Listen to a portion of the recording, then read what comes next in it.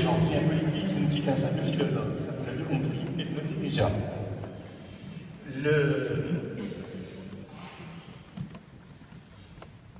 Ces 10 pages m'ont bouleversé. Elles ont bouleversé et blessé nombre de juifs que je connais, qui ont réagi avec leur tripes, parfois de manière intelligente, parfois de manière, je disais, avec leur tripes, de manière primaire, mais ils forment les uns et les autres la même communauté juive, celle à laquelle j'adhère. Lorsque j'ai lu ces 10 pages, j'ai réfléchi, j'ai pris des notes, comme pour d'autres passages du livre, et pas seulement dans la perspective de ce soir, évidemment. Je ne dis pas les livres uniquement parce que je suis co-conférencier avec l'auteur, mais à plus forte raison. J'ai pris des notes, je les ai d'ailleurs confrontées à celles d'un ami, l'ancien président du CRIF, Richard Prasquier, qui avait pris des notes détaillées. Et je voudrais reprendre certaines expressions qui sont les siennes, y rajouter d'autres choses. Je les trouve frappées du bon sens, et j'ajouterai, pour ma part, que j'ai été aussi très frappé et intéressé par un court article qui était paru dans le journal Actualité juive, sous la plume de Steve Nadjar, qui commentait ce livre, particulièrement et exclusivement d'ailleurs, ce passage sur Vichy. Et là aussi, je m'en inspire. L'exercice, parce qu'il y a 2 choses, il y a 3 choses. Il y a votre thèse, telle que je la comprends. Ensuite, il y a des questions que je me pose et mes réactions. Alors d'abord, je vous dis comment j'ai compris ces 10 pages. On est là pour s'expliquer et s'assurer qu'on a bien compris et que tout le monde comprend bien les mêmes choses. Ce que j'ai d'abord évidemment compris, comme tout le monde, c'est que l'exercice, j'ai pris des notes et je reprends mes propres notes, l'exercice de la préférence nationale par Vichy aurait permis de sauver la grande majorité des juifs français. Ça, on le sait, c'est une banalité de le rappeler. Ce que j'observe, pour ma part, moi, chez Bernheim, en lisant les interviews que vous avez pu donner en tel ou tel magazine ou dans tel ou tel journal. J'en ai pas lu beaucoup, mais j'en ai lu 2. C'est que vous ne niez pas le caractère xénophobe et antisémite de Vichy. Vous dites en substance, d'un mal profite un bien, ou pour le moins un moins pire. Ça, c'est votre thèse. En fait, et vous ne le récusez pas non plus, Vichy aurait eu 2 objectifs. Le premier, celui de limiter la présence juive en France sur la société, je dis bien sur la société, par le statut infâme des juifs, je ne commande pas. Et Vichy était obsédé par le départ des juifs étrangers. Soit. Je comprends également, en vous lisant, qu'il y aurait eu 2 résistances en France. Une résistance nationale et une résistance qualifiée parfois de politicienne, c'est-à-dire plus idéologique, qu'elle ne le soit pas. Et parmi ces résistances idéologiques, il y a l'antinazisme ou l'antifascisme.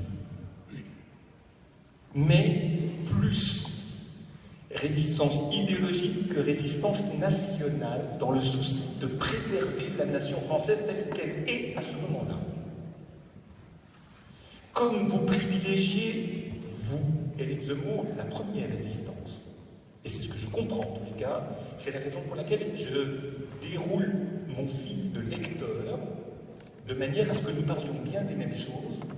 Il ne sert à rien de s'opposer si les mots n'ont pas la même signification, si je n'ai pas compris ce que vous avez écrit. Donc, comme vous privilégiez largement la première résistance, c'est-à-dire la résistance nationale, pour des raisons que je vais évoquer dans un instant, Vichy ne saurait être totalement condamnable, puisque Vichy a cherché à préserver la souveraineté nationale de la France et à la préserver des résistances politiciennes ou idéologiques. Par voie de déduction, et je reprends les termes de Richard Plassier, par voie de déduction, ceux dont vous pensez, et peut-être à juste titre, qui privilégient, comme Paxton ou Klarsfeld, la résistance idéologique, donc au détriment de la résistance nationale, ne peuvent, en agissant de la sorte, qu'affaiblir la souveraineté nationale. Et donc affaiblir l'État et sa souveraineté. Question que je me pose, mais sur laquelle je n'ai pas suffisamment réfléchi, ou en tout cas je ne sais pas donner une réponse suffisamment courte, parce que des réflexions qui ne sont pas abouties sont des réflexions longues, en général, c'est manquant d'esprit de synthèse. Pourquoi dissocier à ce point ces deux résistances? Pourquoi ne pas s'efforcer de les associer? C'est une question qui m'habite, qui me préoccupe, sur laquelle je ne m'engage pas parce que je n'ai pas suffisamment réfléchi jusqu'à aujourd'hui. Maintenant, je voudrais réagir sous forme d'observation.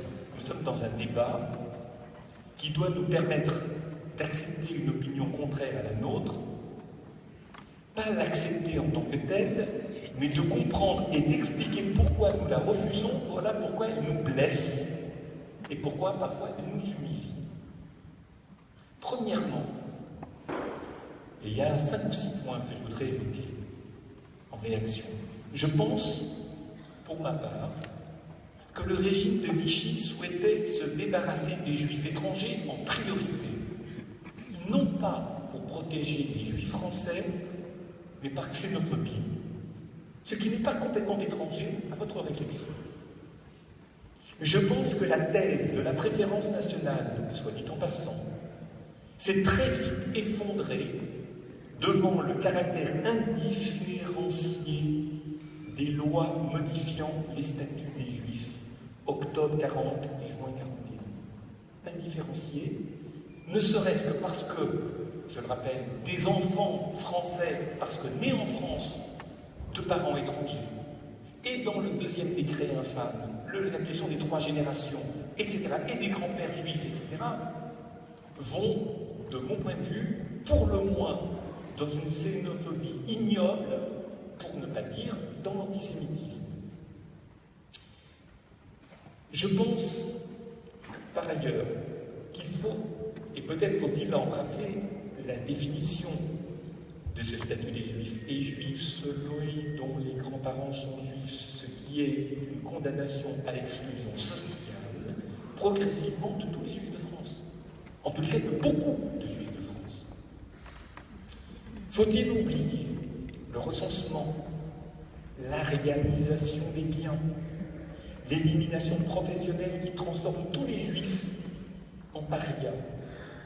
Et nombre de Juifs présents dans cette synagogue ont vécu ça dans leur propre famille, et je ne m'exclus pas.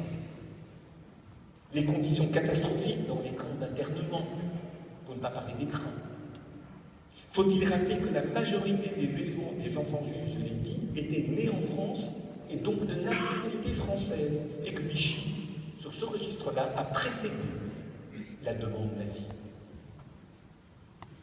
Maintenant, je voudrais ajouter d'autres points, toujours sous forme d'observation à ce que j'ai lu et pensé comprendre. Et sur ce registre-là, je rejoins complètement les propos de Steve Nadjar dans l'actualité juive, et je les reprends et les exprime à ma façon. Si le Troisième Reich s'est d'abord concentré sur les Juifs étrangers, c'est qu'il voulait exploiter économiquement la France, quitte à retarder la déportation massive, car les travailleurs allemands étaient, eux, mobilisés à l'Est. Ça, c'est la vraie raison pour laquelle, etc. Vous semblez considérer, Éric Zemmour, que la haine contre Vichy serait aussi une haine de la souveraineté nationale et donc de la résistance nationale, et ce, au nom de la résistance idéologique. Sur le fond, si votre analyse de l'histoire de Vichy est marquée d'un saut privilégié, celui de la préférence nationale, que Vichy aurait contribué à cette dernière, cela vous conduit, je comprends dès lors, combien pour vous il est important de de décriminaliser la distinction entre Français et étrangers, parce que cela permet aujourd'hui de justifier une politique migratoire. Et ça m'aide à comprendre beaucoup de choses dans votre raisonnement. C'est-à-dire qu'il y a, de mon point de vue, je peux me tromper, une grille idéologique que vous appliquez sur l'histoire de Vichy, sachant que ni vous ni moi ne sommes des historiens, et je ne m'aventure pas dans une discipline qui n'est pas la mienne, parce qu'il y a des méthodes de travail, il y a des rigueurs dans le travail, et je n'en connais pas beaucoup de ces méthodes et de la rigueur. De fait, même si j'aime l'histoire, je me lis beaucoup, mais ce ne fait pas de moi un historien, c'est pas la même chose. Et je pense que cette question de la politique migratoire aujourd'hui, qui est en fait, qui distingue les Français des étrangers, c'est-à-dire qui fait qu'on assimile les uns aux autres et qu'on ne refuse que peu de monde ou insuffisamment au gré de certains, conduit rétroactivement à une grille d'interprétation sur Vichy où il est fondamental de pointer le doigt sur cette distinction entre Français et étrangers, sachant qu'il y a des gens qui n'ont pas leur place en France et d'autres qui l'ont. Ce point-là, je l'ai parfaitement compris.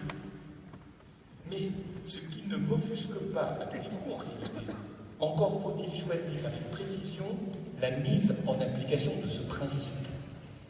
Et l'observation que je peux faire de la société actuelle ne peut me permettre, ni en tant que philosophe, ni en tant que rabbin, et en tant qu'historien que je ne suis pas, d'appliquer cette grille de lecture à l'histoire de Vichy, parce que ça brouille complètement les cartes, d'où l'indignation et des réactions de colère. Je peux terminer.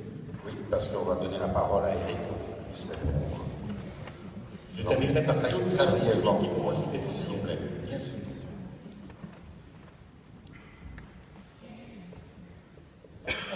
Ah non, continue. Non, je crois que c'est mieux de continuer. Entendu. Très brièvement avant que Eric réponde. Là, j'ai peur d'être un mauvais élève sur l'usage du mot brièvement. Mais j'en veux en faire. C'est un mot qui existe. Je le sais. Les professeurs de philosophie demandent toujours à leurs élèves de supprimer des adverbes dans les phrases et d'alléger leur style.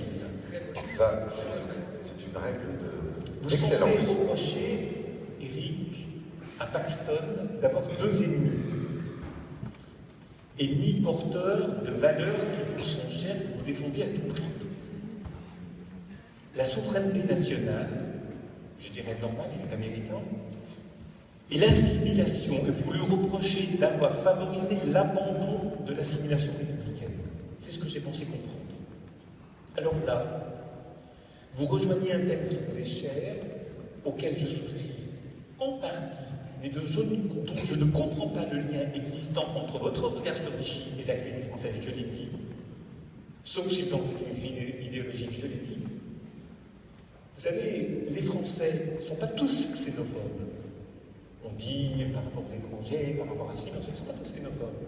Ils ont compris que la rapidité des flux migratoires et leur ampleur ont imposé à la République l'adoption subreptice d'un modèle multiculturel, pour reprendre les termes d'Elisabeth Lévy dans l'interview dans Causeur, qui, en instaurant une stricte égalité entre les gens, non seulement entre les individus, mais aussi entre les cultures, au point de les rendre toutes légitimes, a détruit sous leurs yeux le pays qu'ils aimaient. Ça, nous l'avons expliqué l'un et l'autre tout à l'heure.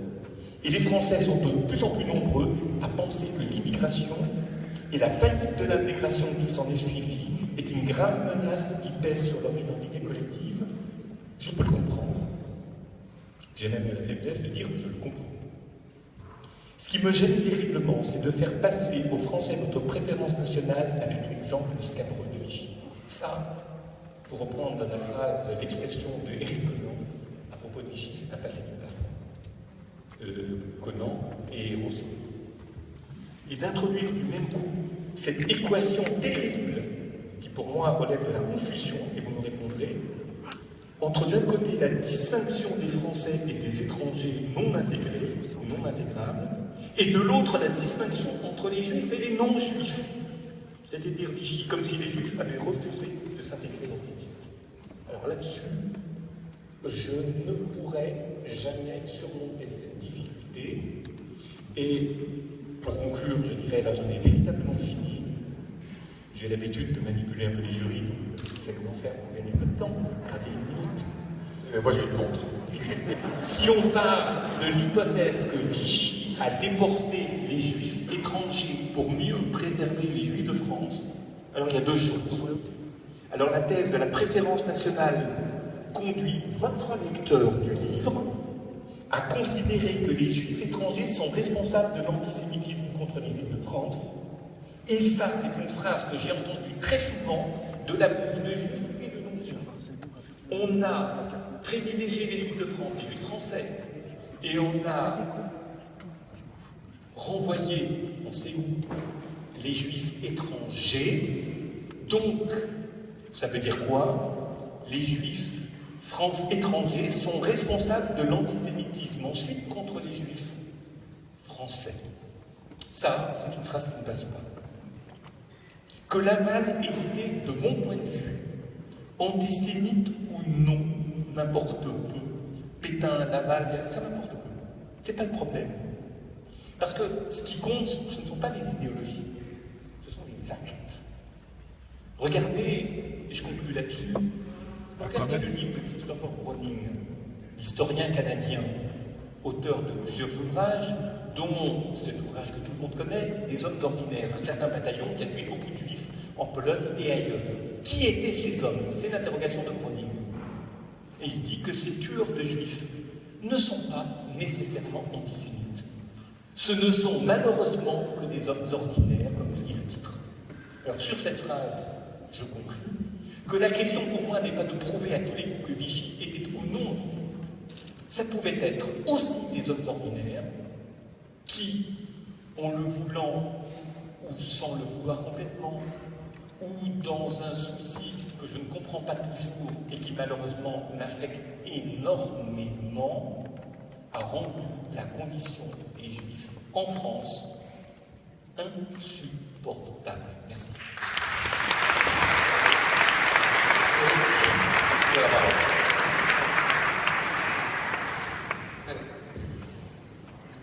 Vous avez dit au début que les gens avaient souvent réagi avec leur tripes, ce que je peux comprendre. Moi, il faut que vous sachiez que j'ai justement refusé d'écrire avec mes tripes. Et que j'ai écrit ce texte, comme les autres, avec ma raison et avec ma tête. Si j'avais dû réagir facile, ma famille vient d'Algérie. En 1940, le régime de Vichy a supprimé le décret Crémieux et je n'étais plus français à partir de ce moment-là. Donc vous voyez, s'il y en a un ici qui peut en vouloir au régime de Vichy, c'est moi. Ça, c'est une première chose. Donc c'est bien pour ça que j'ai raisonné le plus froidement possible, le plus factuellement, et il faudrait, et je crois que vous ne subissez pas ce genre de critique, ne pas tomber dans le sentimentalisme habituel et le fait que on parle toujours avec la connaissance rétrospective de ce qu'on sait aujourd'hui. Il faut bien comprendre qu'à l'époque, on ne sait pas grand-chose. Premièrement. Deuxièmement, il faut bien comprendre aussi une chose simple de l'histoire, c'est que quand un pays est vaincu, et la France de 40 est plus qu'un pays vaincu, c'est un pays écrasé, c'est la meilleure armée du monde de 14-18 qui a été écrasée en 3 semaines. Il faut s'imaginer l'incroyable traumatisme. C'est comme si aujourd'hui l'armée américaine était vaincue en 3 semaines par les Chinois. Il faut comprendre ce que ça signifie. C'est inouï. On a vu simplement les 3000 morts du 11 septembre 2001, en quoi ça a révolutionné l'Amérique. Là, c'est l'armée française qui est écrasée en 3 semaines. Et quand une armée est écrasée, immédiatement se posent des questions politiques, mais aussi philosophiques, presque métaphysiques. C'est-à-dire qu'on se dit, si on a été vaincu, jadis on disait, c'est que Dieu n'est plus avec nous, et aujourd'hui, dans l'ère moderne, on se dit, mais c'est que l'autre a compris quelque chose qu'on n'a pas compris, et on doit faire la même chose. En 1806, quand Napoléon écrase les Prussiens à Iéna, les Prussiens vont réorganiser l'État et l'armée prussienne en copiant tout ce qu'avait fait Napoléon. Ils prendront leur revanche en 1813. Quand en 1870, l'armée prussienne écrase, celle de Bismarck, écrase l'armée française de Napoléon III, immédiatement, l'université française, Renan, Taine et compagnie, vont écrire des textes pour dire c'est l'université allemande qui a gagné. Et donc il faut révolutionner, il faut changer l'université française, il faut imiter les Allemands. Vous voyez évidemment où je veux en venir.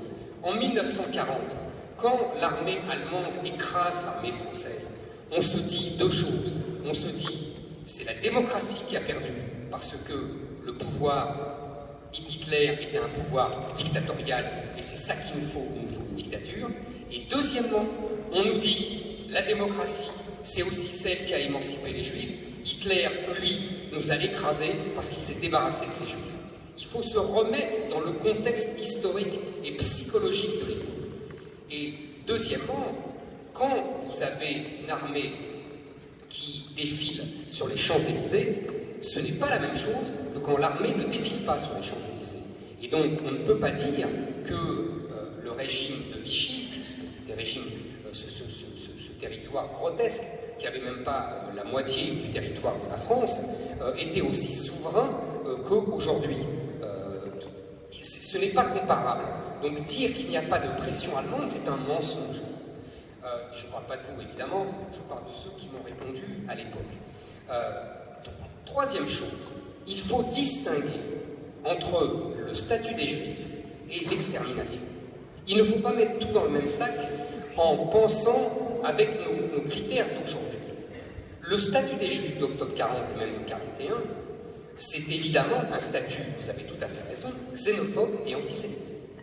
C'est donc un statut contraire aux principes universels de la France. Mais ce n'est pas pour exterminer les Juifs.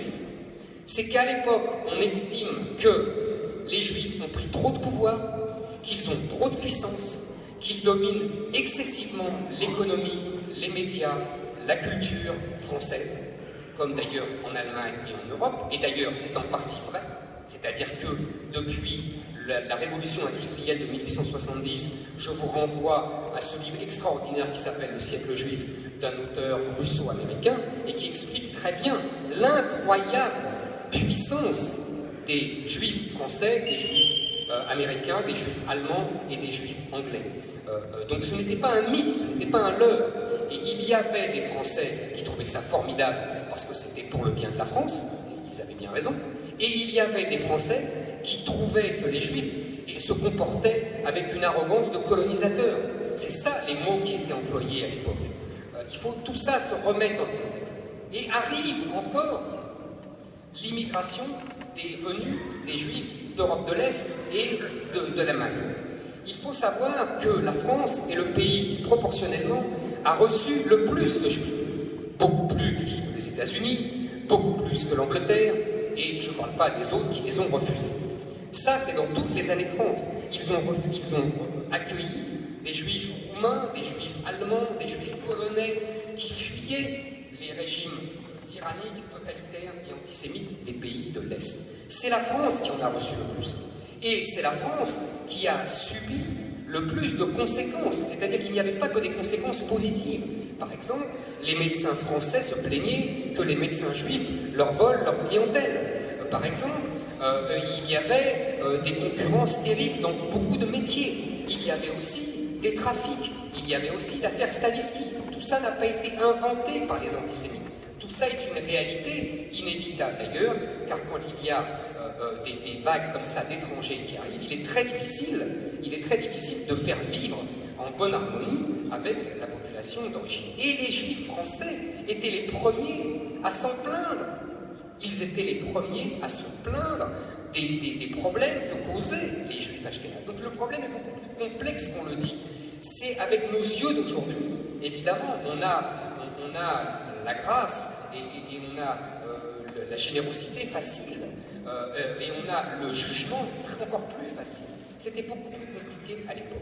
Il faut comprendre enfin que, à l'époque, encore une fois, le sort des Juifs n'intéresse personne. C'est-à-dire que, vous savez, le mot déporté en 1942, il ne signifie pas déporté à Auschwitz, il signifie déporté au STO. C'est ça pour les Français à l'époque. Les déportés, c'est les jeunes qui vont au STO. Il ne faut jamais oublier qu'il ne peut pas d'ailleurs y avoir de pensée d'extermination, puisque les Allemands eux-mêmes, en octobre 40, ne savent pas qu'ils vont exterminer les Juifs, puisque cette décision sera prise en janvier 42 à la fameuse conférence de Wannsee. Donc évidemment, je ne dis pas qu'avant, il n'y a pas eu de persécution, je ne dis pas qu'avant, il n'y a pas eu de massacre, mais si vous lisez le roman Caput de Malaparte sur l'avance allemande en Russie, vous verrez que les massacres ne concernaient pas que les Juifs, et que les massacres de Russes étaient absolument innommables. Donc les Allemands se sont comportés comme des barbares pendant 2 ans partout où ils sont passés. Ils ont massacré et ils ont exterminé partout. L'extermination industrielle, qu'on appelle l'Holocauste, le génocide, la Shoah, etc., n'a été décidée qu'en janvier 1942, et elle n'est pas connue des dirigeants français avant la rafle du Veldiv.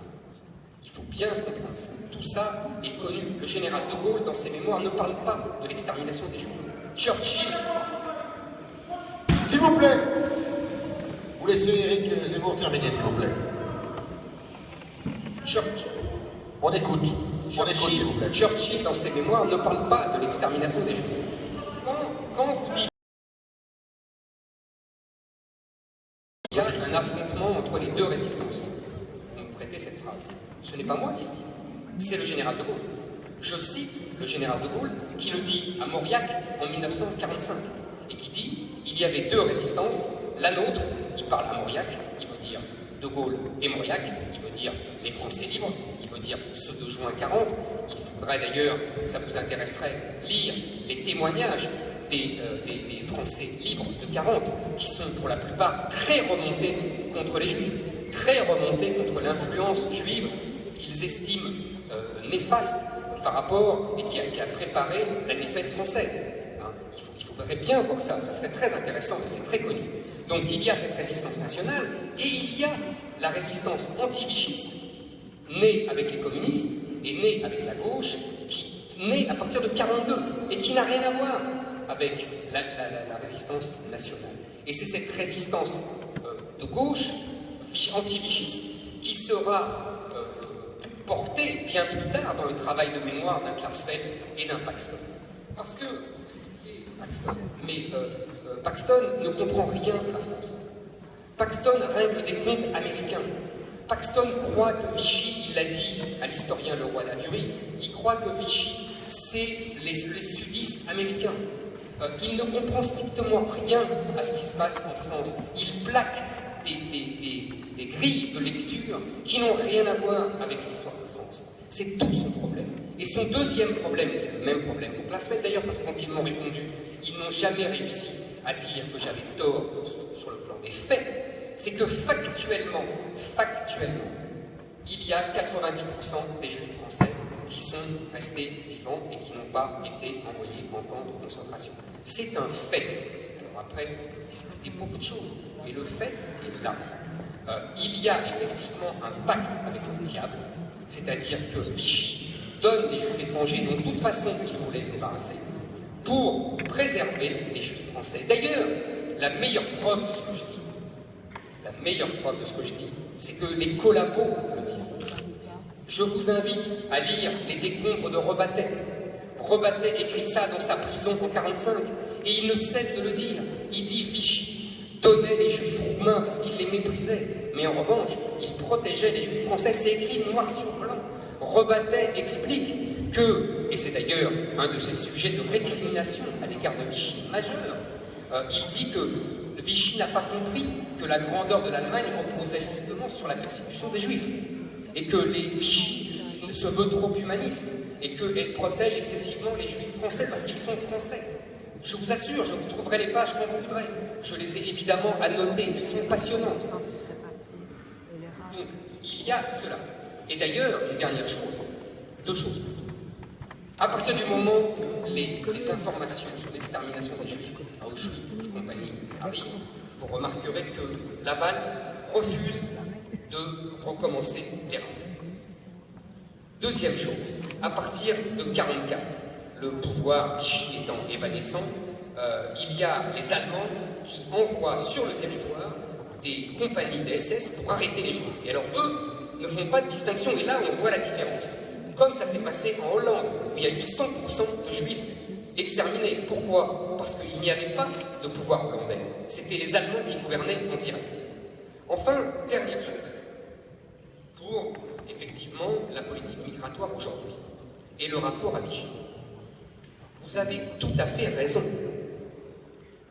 Je parle de Vichy, je parle de la préférence nationale pour légitimer la préférence nationale aujourd'hui.